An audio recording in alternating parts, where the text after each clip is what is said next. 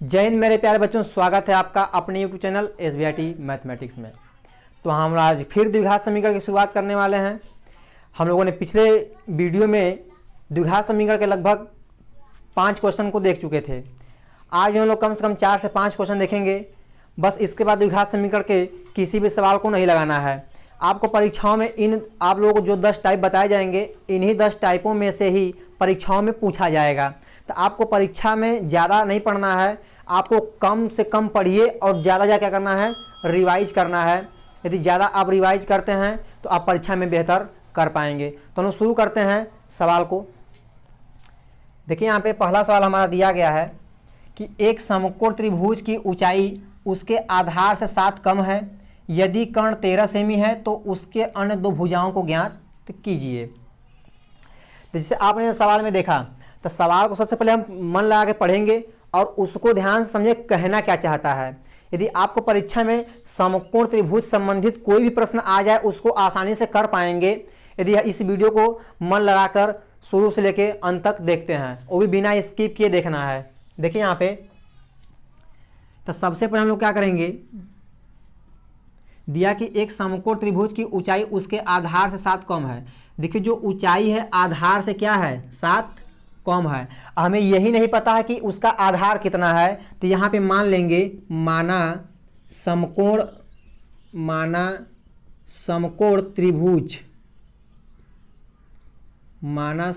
त्रिभुज की ऊंचाई आधार, माना समकोण त्रिभुज का आधार x सेमी है।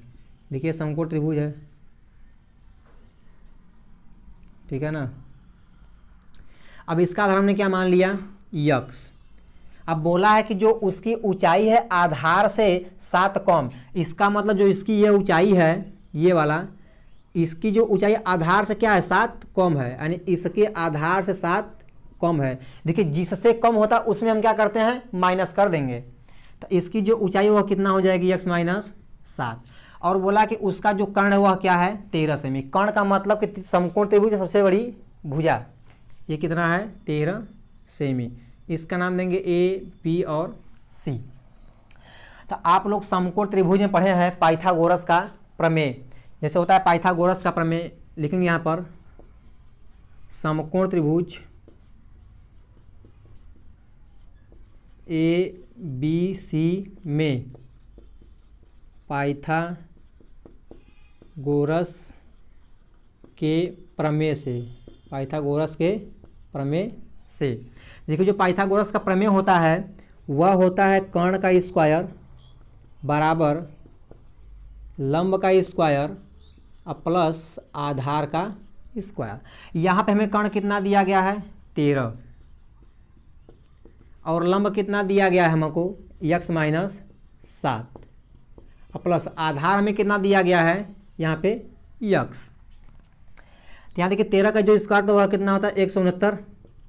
यहाँ पे देखेंगे a माइनस बी का होल स्क्वायर, तो यहाँ होता है a square plus B square minus 2 गुणे पहला और गुणे दूसरा और प्लस में x का स्क्वायर। देखिए 169, यहाँ पे x स्क्वायर और x स्क्वायर जोड़ देंगे तो जाएगा 2x स्क्वायर। 7 का स्क्वायर करेंगे तो कितना हो जाएगा, प्लस में 49, इनका गुणा करेंगे 7 दूना के 14x। ध्यान दीजिए यहाँ पे जो x स्क्वायर यदि प्लस में है तो उसको वही रहने देंगे, तो संख्या को हम क्या करेंगे, पक्षांतर कर देंगे। यहाँ लिखेंगे 2x स्क्वायर माइनस 14x अब प्लस 49। ये सब प्लस जैसे उसे उतार देंगे, ये प्लस उसको जब भेजेंगे तो क्या हो जाएगा, माइनस, यानी पक्षांतर कर देंगे। तो यहाँ बचेगा 2x स्क्वायर माइनस 14x। जब इनको हम क्या करेंगे, घटाएंगे तो कितना हमारा बचेगा, 120 बराबर 0। ठीक है, अब यहाँ हम इसको कर लेते हैं, इसको हम यहाँ पे कर लेते हैं। देखिए ध्यान से यहाँ पे इन दोनों में क्या, इन सब में क्या है, 2 कामन है, तो 2 कामन निकाल लेंगे। तो यहाँ हमारा बचेगा x स्क्वायर माइनस 7x और माइनस 60 बराबर क्या हो जाएगा, 0। अब देखिए यहाँ पे जो 2 गुणा में क्या करेगा, भाग कर देगा, तो हो जाएगा x स्क्वायर माइनस 7x और माइनस 60 बराबर 0। अब यहाँ आप गुणनखंड करना सीख चुके हैं, तो आपको पता होना चाहिए कि जो 60 है इसको ऐसे दो भाग में अलग करना है ताकि जब हम लोग गुणा करें तो 60 है और घटाएं तो कितना आ जाए, 7 आ जाए। तो आपका जवाब होगा 12 पंजे 60। अब 12 में से अगर 5 को घटाएंगे कितना बचेगा, 7 बचेगा। इसका मतलब इसकी सहायता से बीच वाले को अलग करते हैं तो जो 7 को हम किस में तोड़ेंगे, 12 और 5 में। तो यहाँ लिखेंगे x² minus 12x minus 5x और माइनस 60 बराबर 0। देखिए इसका अंदर गुणा करेंगे तो हो जाएगा माइनस, ये माइनस माइनस क्या बन जाएगा, प्लस 5x और माइनस 60 बराबर क्या हो जाएगा हमारा, 0 हो जाएगा। अब देखिए इन चारों भागों में से क्या करते हैं हम लोग, दो दो भाग से कॉमन निकालेंगे। तो यहाँ देखिए इन दोनों में x कॉमन है तो हमारा बचेगा x माइनस 12 और इन दोनों में प्लस में क्या कॉमन है, 5। तो यहाँ हमारा बचेगा x, यहाँ बचेगा 12 5 60 बराबर 0, क्योंकि जो कॉमन निकालता है उससे भाग देंगे। देखिए 5 का भागा देंगे तो 1 बचेगा और इसका भागा देंगे तो कितना बच जाएगा, 12। अब यहाँ ध्यान दीजिएगा x माइनस 12 यहाँ भी है और x जब यहाँ भी है और यहाँ भी है, दोनों कॉमन निकाल लेंगे। यहाँ हमारा क्या बचेगा x, यहाँ बचेगा प्लस में 5, अब बराबर क्या हो जाएगा, 0। देखिए अभी हम लोग क्या कि जो हमारा जो समीकरण बना हुआ है उस समीकरण को हमने केवल हल किया है। इसमें बोला है कि अन्य दो भुजाएं ज्ञात कीजिए। तो भुजाओं हमें क्या क्या है, एक x माइनस 7 है और एक हमारा क्या है, x है। तभी हम लोग यहाँ से x का मान निकालेंगे। देखिए जगह नहीं है, उसको हम यहाँ पर लिख देते हैं इधर, ठीक है। तो यहाँ पे लिखे, अगर आपको पता होना चाहिए कि पहला हम मान लेते हैं 0 के बराबर और दूसरा भी मान लेते हैं 0 के बराबर, ठीक है। तो जब यहाँ 0 के बराबर मान लेंगे तो ये हमारा हो जाएगा x बराबर 12, ये होगा x बराबर माइनस 15। आपको पता होना चाहिए कि भुजाएं कभी भी माइनस में नहीं होती हैं, इसलिए इसको नहीं लिख देंगे यह क्या है, अमान्य है, ये सही नहीं है। अब देखिए हमने x का मान क्या निकाला, 12। हमने इसके आधार को क्या माना था, x। इसका मतलब x का जो मान है वही त्रिभुज का क्या होगा, आधार होगा। तो यहाँ लिखेंगे आधार बराबर 12 सेमी और लिखेंगे लंब, और क्या लिखेंगे, लंब बराबर। तो दिया है कि x माइनस 7। देखिए x माइनस 7, x का हमने क्या मान निकाला 12, यहाँ कितना है 7, घटाएंगे तो क्या बच जाएगा 5। यानी हमारा जो लंब होगा वह कितना होगा, 5 सेंटीमीटर। तो त्रिभुज के सवालों को एंड जो समकोण त्रिभुज के सवाल हैं इनको हम लोग चाहे इसमें का चाहे जैसा भी सवाल दे दे, सभी को लगाने का केवल यही तरीका है। इसमें का चाहे जो भी सवाल है उसको आप आसान तरीके से कर सकते हैं। तो आपको 10 सवाल पढ़ने की जरूरत नहीं है, केवल एक सवाल को 10 बार पढ़िए, आप परीक्षा की तैयारी बहुत बेहतर तरीके से कर पाएंगे। तो ये समझ में आया होगा, इसका स्क्रीनशॉट ले लीजिए। और देखिए सवाल नंबर 7, इसमें क्या बोला है कि एक कुटीर उद्योग एक दिन में कुछ खिलौने निर्मित करता है। मतलब एक कुटीर उद्योग है जो खिलौना बनाता है, वह एक दिन में कुछ बर्तन को बनाता है, लेकिन कितना बर्तन आता है हमें पता नहीं है। तो जो चीज़ अज्ञात होता है उसे हम क्या करते हैं, मान लेते हैं। तो यहाँ मान लेंगे माना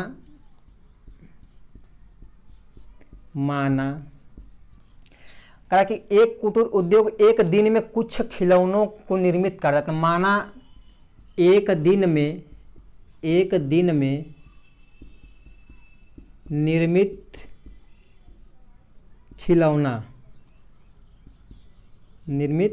खिलौना यक्ष है, ठीक है। हमने मान लिया कि माना जो कुटीर उद्योग एक दिन में कुछ बर्तन बनाता है, वह कुछ बर्तन यानी कुछ खिलौने क्या हमारे यक्ष हैं। आगे क्या बोला, करा प्रत्येक खिलौने का मूल्य 55 रुपये। देखिए यहाँ पर करा कि कुछ खिलौने बनाए, जैसे 10 20 50 ऐसे बनाएंगे। करा उसमें से अगर मान लीजिए 50 खिलौने को बनाता है तो करा कि एक खिलौना जो है, एक खिलौने का जो मूल्य है वह कितना है, 55 में से एक दिन में निर्मित किए गए खिलौने की संख्या को घटाने से प्राप्त संख्या के बराबर है। इसका मतलब यहाँ लिखेंगे एक खिलौने का मूल्य, ध्यान दीजिएगा यहाँ पर समझ में नहीं आएगा। देखिए एक खिलौने का मूल्य, ध्यान दीजिएगा यहाँ पे कह एक खिलौने का मूल्य क्या है, तो कह रहा कि 55 में से एक दिन में निर्मित किए गए खिलौने की संख्या को घटाने से। कह 55 कोई संख्या है, 55 रुपया में से यदि जो एक दिन में हमने खिलौने को बनाया है, एक दिन में कितने खिलौने बनाया यक्स, तो कह रहा 55 में से उस खिलौने को जब घटा दोगे ना तो जो हमें संख्या प्राप्त होगी वही संख्या एक खिलौने का मूल्य कहलाएगा। ध्यान दीजिएगा यहाँ पे, कह रहा एक खिलौने का मूल्य क्या है, कह रहा एक खिलौने का जो मूल्य है 55 में से एक दिन में कितने खिलौने बनाए जाते हैं उनको घटा दो, तो जो भी हमें मान प्राप्त होगा वही मान क्या कहलाएगा, एक दिन एक खिलौने का मूल्य कहलाएगा। यानी एक खिलौने का मूल्य क्या होगा, इतना रुपया हो जाएगा। ठीक है, आगे क्या बोला, किसी एक दिन कुल निर्मित लागत 750 थी। करा कुल निर्मित लागत क्या है, कुल लागत कितना दे रहा है, 750 रुपए। देखिए मतलब कि जितने बर्तन थे सभी बर्तनों को बनाने में, जितने भी बर्तन हैं सबको बनाने में कुल कितने खर्च हुए, तो करा 750 रुपये खर्च हुए। करा कि हम उस दिन निर्माण किए गए खिलौने की संख्या ज्ञात कीजिए। करा हमें उस दिन जो बर्तन आपने बनाए थे जिनका पूरा का पूरा मूल्य 750 रुपये है, तो बता दीजिए कि कुल खिलौना कितना है। तो ध्यान दीजिए यहाँ पर, अगर हम बात करें, अगर एक छोटे से एग्जाम्पल से बात करें कि एक कलम का मूल्य, एक कलम का मूल्य जो है, अगर आपके पास 5 रुपये है, अगर हम आपसे पूछें कि बताइए 3 कलम का मूल्य क्या होगा, तो आप क्या करेंगे कि जो एक खिलौने का मूल्य है उसमें कितनी वस्तुओं को लेना है उससे क्या करते हैं, गुणा कर देते हैं, यानी मल्टीप्लाई। तो इसमें 3 से क्या करेंगे, गुणा कर देंगे, यानी 3 5 15। तो आपने यहाँ देखा कि जब हमें एक वस्तु का मूल्य पता हो और चाहे जितनी वस्तुएं ज्ञात करनी हो, यदि एक वस्तु के मूल्य में पूरी वस्तुओं से गुणा कर दिया जाए तो उन सबका मूल्य निकल के आ जाता है। एकदम ऐसा ही यहाँ पर देखना होगा आपको। देखिए यहाँ पे जैसे दिया कि देखिए एक खिलौने का मूल्य कितना है, 55 माइनस यक्स, यह एक खिलौने का मूल्य है ना, तो हमें कितने खिलौने का मूल्य दिया गया है, कर जितना आपने बनाया है। अगर इसमें हम गुणा कर देंगे तो हमें क्या मिलेगा, पूरा का पूरा खर्च, और वह कितना है 750। ऐसा हमें प्रश्न में दिया गया है। अगर आप समीकरण को बना लेते हैं तो हल करना कोई बड़ी बात नहीं है। देखिए यहाँ पे इसका ही में गुणा कर देंगे, यानी 55 माइनस क्या होगा, नहीं 55 इंटू यक्स, फिर इसका ही में गुणा करेंगे तो यक्स क्या हो जाएगा, यक्स स्क्वायर, अब बराबर 750। आप जानते हैं कि यदि स्क्वायर वाला माइनस में हो तो उसको हम पक्षांतर करके प्लस कर देते हैं, तो इसको हम उधर भेज देंगे, तो ये माइनस है तो क्या बन जाएगा प्लस, ये प्लस है तो माइनस 55 यक्स, ये जैसे का तैसे ही रह जाएगा 750 अब बराबर 0। आपने गुणनखंड करना पढ़ लिया है कि 750 को ऐसे दो भाग में अलग करिए ताकि गुणा करें तो 750 ही आए, और लेकिन जब जोड़े तो क्या आ जाए 55। तो देखिए हम इसका गुणनखंड करते हैं, यक्स स्क्वायर माइनस, देखिए जब इसको हम लोग जो 750 है, अगर इसको हम लोग तोड़ें 30 और 25 में, 30 और 25, जब इनका गुणा करेंगे देखिए 25 से 75 750 हो जाएगा, और जब इनको जोड़ेंगे तो क्या हो जाएगा 55 हो जाएगा। इसका मतलब 750 को हम 30 और 25 में क्या करेंगे, अलग कर देंगे। यहाँ पर करना 30 प्लस 25, अब बाहर यक्स, अब प्लस कितना है 750, अब बराबर 0। अब इसका अंदर गुणा कर देंगे हम लोग तो जाएगा माइनस 30 यक्स, देखिए माइनस प्लस क्या होगा माइनस 25 यक्स, अब प्लस में 750 बराबर 0। आपको पता है कि दो दो भाग से हम क्या करेंगे, कॉमन निकालेंगे, तो इन दोनों में क्या कॉमन है, केवल यक्स। यहाँ देखिए यक्स कॉमन निकालेंगे तो यक्स माइनस क्या बचेगा 30, इन दोनों में देखिए यहाँ पर माइनस तो माइनस लेंगे ही, और संख्या में क्या है 25। देखिए माइनस जब कॉमन लेंगे तो अंदर का चिन्ह क्या होगा, बदल जाएगा, ये 25 का भागा देंगे तो एक बार जाएगा, ये प्लस का माइनस हो जाएगा। देखिए 25 3 75 30 बार, अब बराबर 0। देखिए यक्स माइनस 30 यहाँ भी और यक्स माइनस 30 यहाँ भी, इसको कॉमन निकाल लेंगे तो यहाँ हमारा क्या बचेगा यक्स माइनस 25 अब बराबर 0।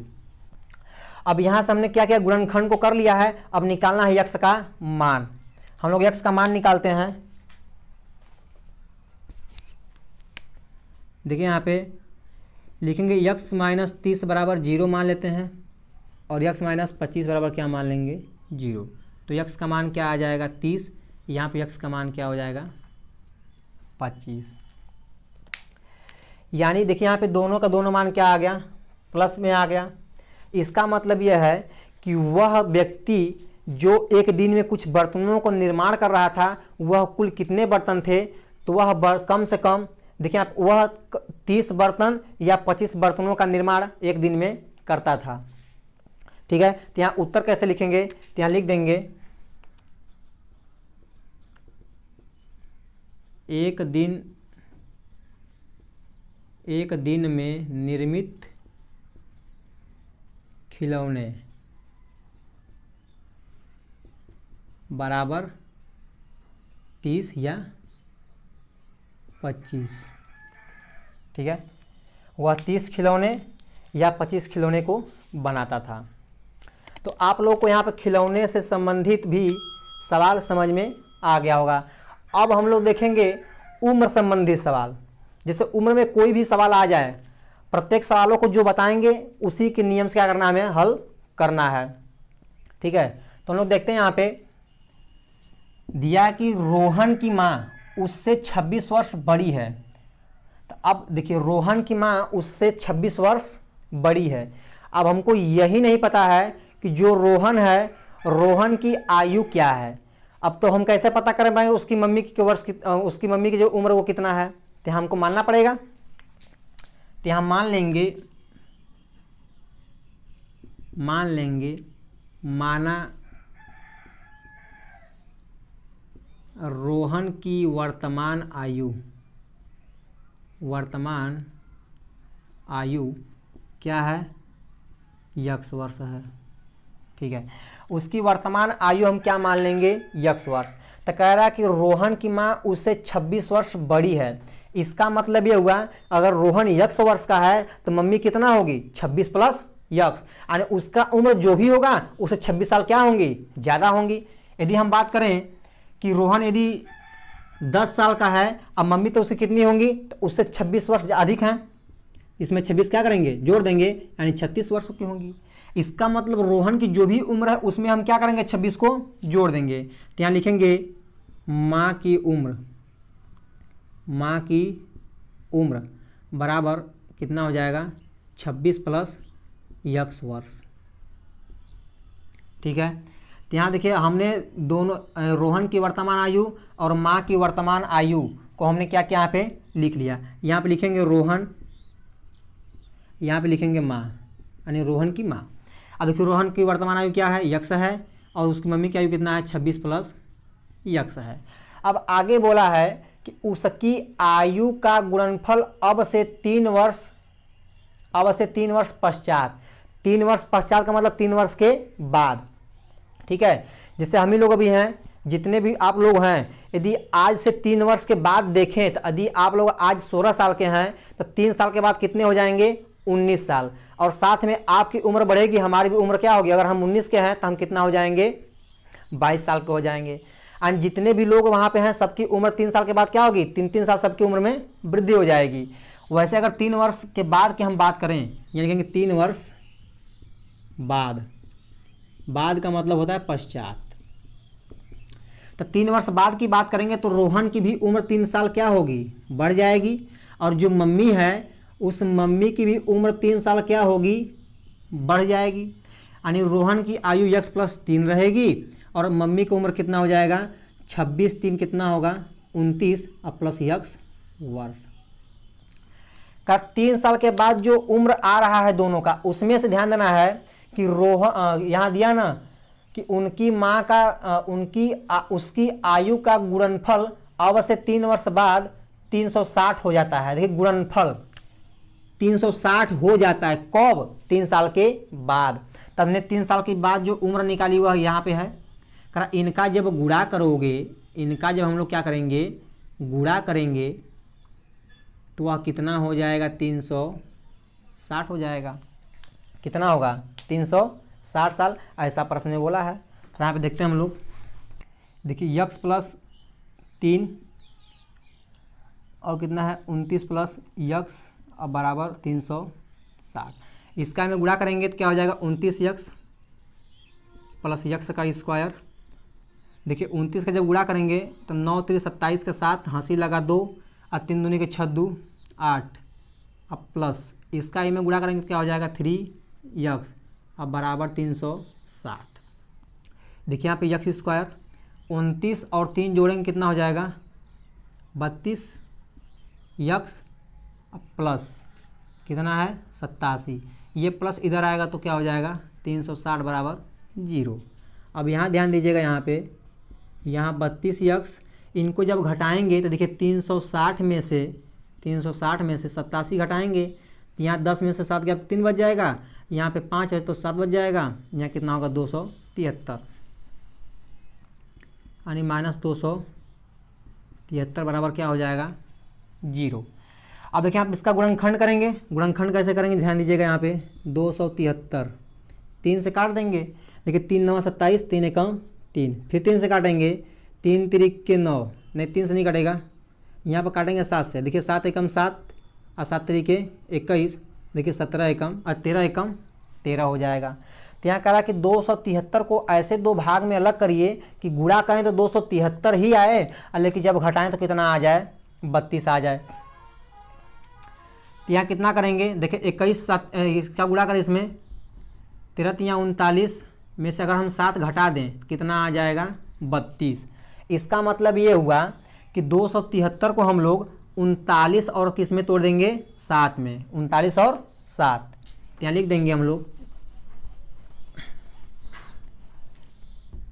देखिए यक्स स्क्वायर प्लस इसको तोड़ना है 39 माइनस 7 अब बाहर क्या होगा यक्स और 273 बराबर 0। अब इसका हम अंदर क्या करेंगे गुणा करेंगे तो यहाँ लिखेंगे यक्स स्क्वायर प्लस 39 यक्स ये माइनस 7 यक्स और माइनस 273 बराबर क्या हो जाएगा 0। ये बराबर का चिन्ह लगा लेंगे, आप लोग नहीं भूलेंगे। अब देखिए इन दोनों में से क्या करेंगे हम कॉमन निकालेंगे। इन दोनों में क्या कॉमन है यक्स, तो क्या बचेगा हमारा यहाँ पे यक्स प्लस 39, इन दोनों में कॉमन क्या है 7 माइनस। देखिए जब माइनस निकालेंगे चिन्ह क्या होता है बदल जाता है, इस बात का ध्यान रहे आपको। तो यक्स प्लस क्या होगा जब भागा देंगे यहाँ पे तो 39 बार में चला जाएगा अब बराबर 0।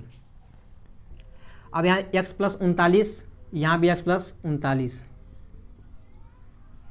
ठीक है, यहाँ हमारा बचेगा x माइनस 7 अब बराबर 0। आपको पता कि यक्स के मान के लिए हम दोनों गुणनखंड को क्या करते हैं 0 के बराबर मान लेते हैं। तो यहाँ मान लेंगे यक्स प्लस 13 बराबर 0, यहाँ मान लेंगे यक्स माइनस 7 बराबर 0। यदि इसको पक्षांतर करते हैं तो प्लस से क्या हो जाएगा माइनस, ये माइनस से क्या बन जाएगा प्लस। देखिए उम्र कभी भी माइनस में नहीं होती है, इसलिए यह क्या है 13 माइनस में अमान्य है। यहाँ पे उम्र कितना हो जाएगा 7। इसका मतलब ये हुआ कि जो यक्स का मान हमने क्या माना कि माना रोहन की आयु वर्तमान आयु क्या है यक्स वर्ष। इसका मतलब जो यक्स का मान होगा वही रोहन की वर्तमान आयु होगी। तो रोहन की वर्तमान आयु क्या हो जाएगी हमारा 7 वर्ष। यहाँ लिखेंगे रोहन की वर्तमान आयु बराबर 7 वर्ष तथा माँ की वर्तमान आयु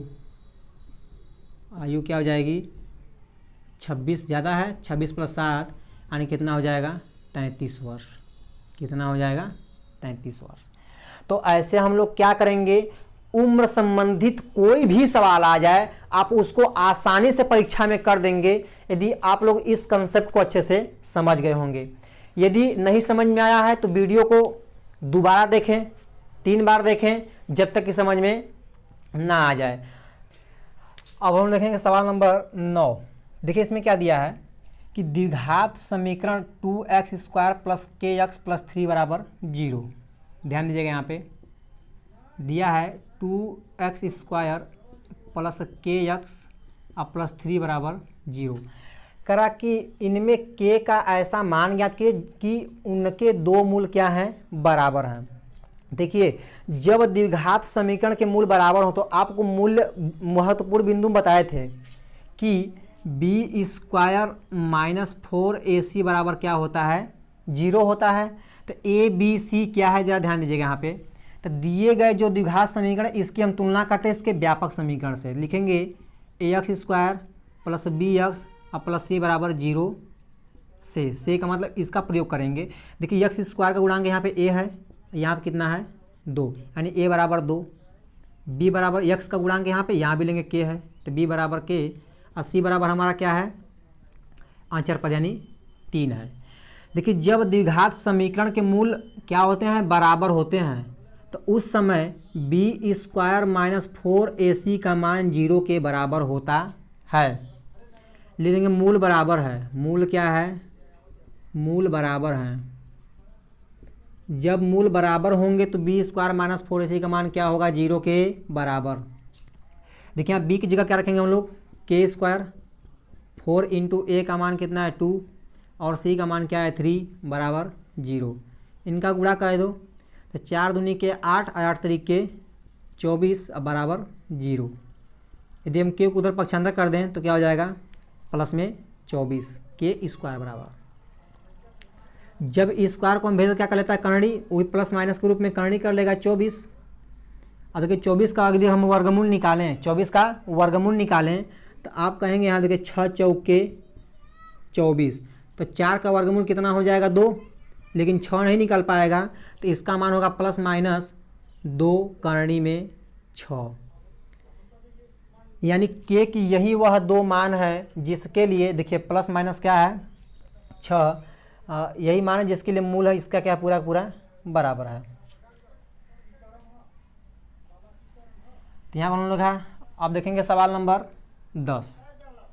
देखिए जो सवाल नंबर 10 है ये परीक्षा की दृष्टि से बहुत ही ज़्यादा महत्वपूर्ण है, क्योंकि इसमें मूलों की प्रकृति, विविक्तर और वह द्विघात समीकरण के मूल क्या क्या हैं उनको भी पूछा है। इसमें कम से कम 3-4 क्वेश्चन पूछे गए हैं।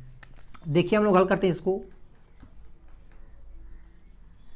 देखिए अगर द्विघात समीकरण इतना, इसको लिख लेंगे -2x अब प्लस 1/3 बराबर 0। कर इतने का विविक्तर ज्ञात कीजिए। देखिए पहला हमारा क्या बोल दिया, विविक्तर ज्ञात करना। फिर मूलों की प्रकृति ज्ञात कीजिए, यानी मूल वास्तविक है, अधिकल्पित है, कि मूल बराबर हैं, कि मूल अवास्तविक है। आगे बोला कि यदि वे वास्तविक होंगे तो इन्हें भी ज्ञात कीजिए, मतलब यदि मूल उनके विविक्तर यदि वास्तविक होगा, यदि उनकी प्रकृति क्या होगी वास्तविक होगी, तो यक्ष के क्या क्या मान होंगे उन मानों को भी ज्ञात करना पड़ेगा। तो देखिए सबसे पहले दी गई जो हमारा द्विघात समीकरण है उसको हम क्या करते हैं, मानक समीकरण से तुलना करेंगे। तो यहाँ लिखेंगे A x square plus B x plus C बराबर 0 से। यदि तुलना करें तो ए का मान क्या होगा 3, बी बराबर -2 और सी बराबर 1/3। यहाँ पे हम लोग पहला हमारा क्या बोला, विविक्तर ज्ञात कीजिए। यहाँ लिखेंगे पहला विविक्तर, विविक्तर को दिखाते हैं डी से, लिखेंगे डी बराबर फार्मूला होता है बी स्क्वायर माइनस 4ac। लिखेंगे डी बराबर, देखिए बी का मान क्या है -2 माइनस 4 इंटू ए का मान कितना है 3 इंटू बी का मान कितना है 1/, सी का मान कितना 1/3। देखिए 2 का स्क्वायर करेंगे तो कितना आ जाएगा 4। यहाँ देखिए 3 कट जाएगा, 4 एकम 4, एंड डी का मान क्या आ गया 0। तो आप लोग पढ़े हैं यदि डी का मान 0 हो जाए तो मूल वास्तविक भी होते हैं और बराबर भी होते हैं। इसका मतलब कि इस द्विघात समीकरण जो दिया गया इसके मूल क्या हैं, बराबर हैं। तो यहाँ दूसरा हमारा दिया कि मूलों की प्रकृति, देखेंगे मूलों की प्रकृति बराबर मूल वास्तविक और क्या है, वास्तविक और बराबर है। ये हमारा दूसरा हो गया।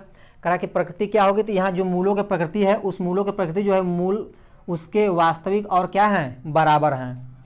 अब तीसरा हमारा क्या पूछा है, बोला था यदि वास्तविक होंगे तो उन मूलों को भी ज्ञात कीजिए। तो यहाँ देखिए द्विघात सूत्र का फार्मूला होता है, लिखेंगे सूत्र से x बराबर, यहाँ पे इसको हम लोग हल करते हैं,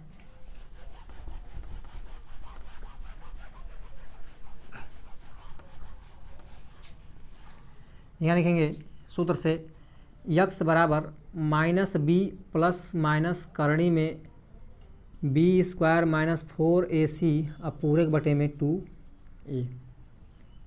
देखिए x b का मान कितना दिया गया है, माइनस में 2 प्लस माइनस करणी में देखिए बी स्क्वायर माइनस 4ac यानी डी का ही तो फार्मूला होता है बी स्क्वायर माइनस 4ac। तो इसका मान कहें चाहे डी का मान कहें, तो डी का हमारा मान कितना आया है 0, तो यहाँ पे क्या रखेंगे हम लोग 0 और 2 इंटू ए का मान हमारा कितना दिया गया है 3। ठीक है, अब करणी में 0 का मान 0 ही होता है, तो यहाँ देखिए माइनस माइनस क्या बन जाएगा प्लस 2 और 2 तिहाई 6। अगर इसको हम काटें तो कितना आ जाएगा 1/3। तो यहाँ एक बार प्लस लेंगे या माइनस लेंगे, तो यहाँ लिखेंगे दोनों मान सेम आएगा, तो लिखेंगे द्विघात समीकरण के मूल, द्विघात समीकरण के मूल 1/3 व 1/3 होगा। तो यह क्वेश्चन सभी जितने भी क्वेश्चन थे आप लोगों को समझ में आ गए होंगे। तो हम लोग आज देखिए जो द्विघात समीकरण था उसके सभी टाइप के क्वेश्चन कर लिए हैं। इनसे 10 क्वेश्चनों से बाहर कुछ नहीं आने वाला है। यदि वीडियो ना समझ में आए तो उसे दोबारा देख लीजिएगा ताकि आप भी परीक्षा में अच्छा अच्छा नंबर प्राप्त कर सकें। वीडियो को लाइक करिएगा, इसे अपने दोस्तों तक पहुंचाइएगा ताकि वही परीक्षाओं में अच्छा से कर पाएँ, और इसे सब्सक्राइब करना नहीं भूलिएगा। तब तक के लिए जय हिंद।